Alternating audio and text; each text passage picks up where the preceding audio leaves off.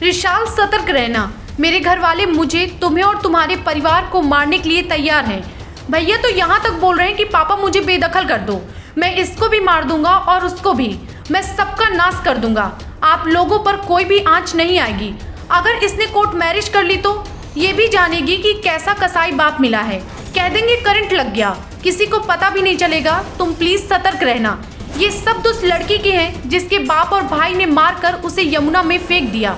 औरैया में अपनी मर्जी से शादी करने पर एक बेटी की उसके पिता और भाई ने गला दबाकर हत्या कर दी।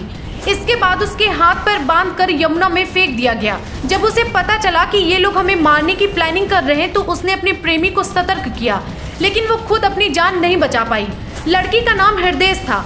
वो अपने दूर के रिश्तेदार रिशाल नाम के लड़के से प्यार करती थी। दोनों एक ही बिरादरी के थे और बालिग भी थे।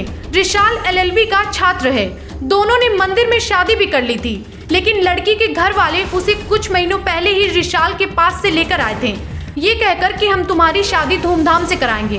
हृदय की मौत के बाद रिशाल ने बताया, हृदय मेरी दूर की रिश्तेदार थी। 2010 में उसके बगल के गांव चंदनपुरा में मैं रहकर पढ़ाई करता था। वह अक्सर वहां आया करती थी।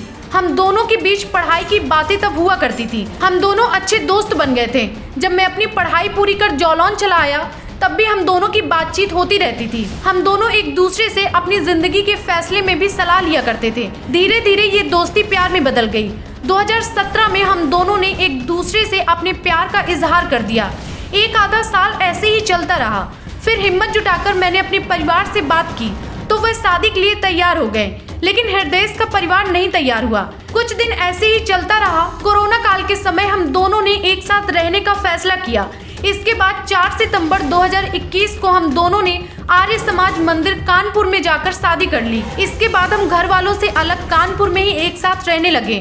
तकरीबन 2 महीने तक हम दोनों साथ रहे।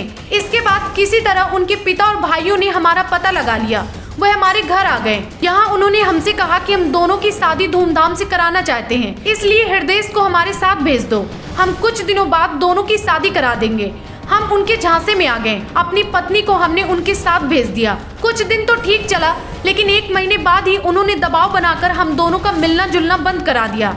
हृदय को कैद कर दिया। हृदय का फोन भी छीन लिया गया। किसी तरह मैंने हृदय को फोन भिजवाया।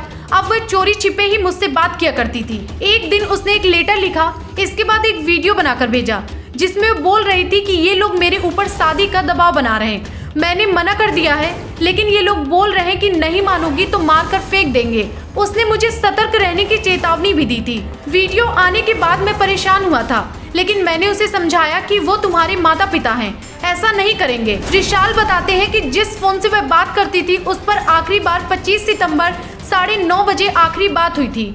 उसके बाद उनका फोन बंद हो गया। रिशाल अब खुद को कोसते हैं कि अगर उस दिन उसे उनके माता पिता के साथ नहीं जाने दिया होता तो आज मेरी पत्नी जिंदा होती। इस पूरे मामले का खुलासा होने के बाद लड़की के भाई और पिता के खिलाफ FIR दर्ज की गई है। इस पूरी खबर पर आप क्या राय रखते हैं, कमेंट बॉक्स में जरूर बताएं।